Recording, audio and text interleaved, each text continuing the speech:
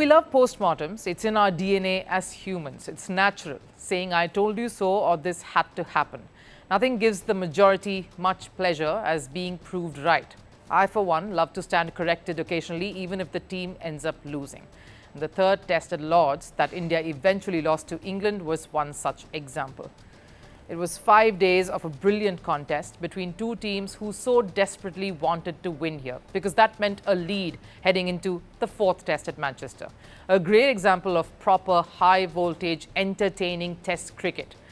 So really, when everyone comes out with the things India did wrong, I just have to look a little puzzled, because this was one such match where you could not possibly critique much. Yes, there have been slimmer margins of defeat in the past, but for once it was not about the number, though 22 is just as excruciatingly close and little when you look at what was at stake and the occasion. There was very little that truly separated the two sides there. And the man who has been in the firing line after the first test almost pulled off a miracle, in fact. Ravindra Jadeja did all he could to make this happen. But what did he get? Just more criticism.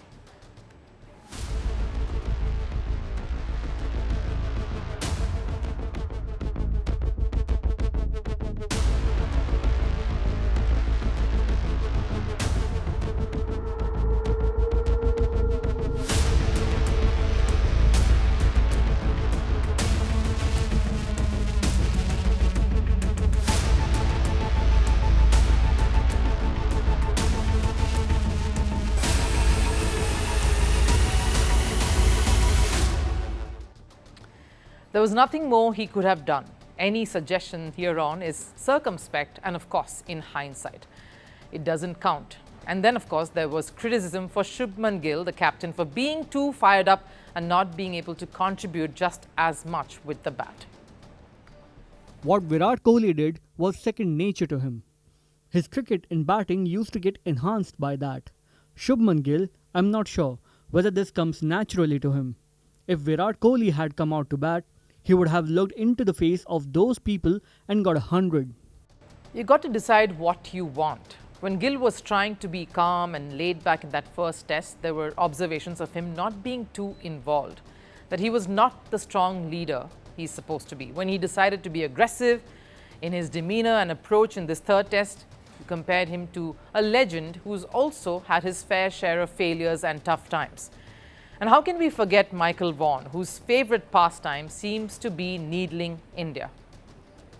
They obviously like the food here. The thing about the lunches is that they can have them if they're obviously dismissed. You cannot possibly say that when you've witnessed something as incredible as what transpired over the 5 days at Lord's, a match that did not have a clear winner till the very end.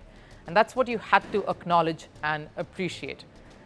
England captain Ben Stokes bowled more than Jasprit Bumrah. So why didn't India push Bumrah more?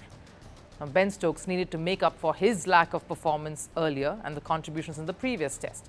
There will always be things India could have done better. But this can't be the test you point all that out after. Yes, unfortunately, it's resulted in England taking the lead in this series. But that's just how it's going to be. India will just have to fight doubly hard here on, something they have been prepared for ever since they landed here for this very big challenge.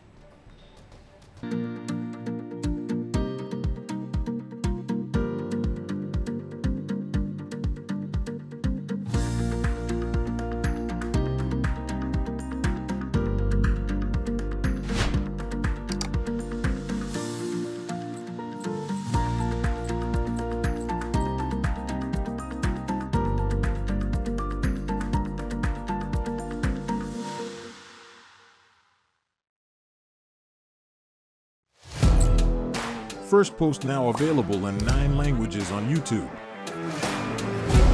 English, Stands at $36 trillion. French, Le FMI, comme German, Geschäftsführenden Direktor, Hindi, $30 trillion ka karj mo. Indonesian, Pemerintah tanpa pemeriksaan. Italian, Sekali radikali. Japanese, 4 兆ドル以上も. Portuguese, Por causa do próprio balanço patrimonial. Spanish. Beautiful bill. Go to Settings, click on Audio Track and select a language of your choice. Be the first to know what's happening around you in your first language. Firstpost.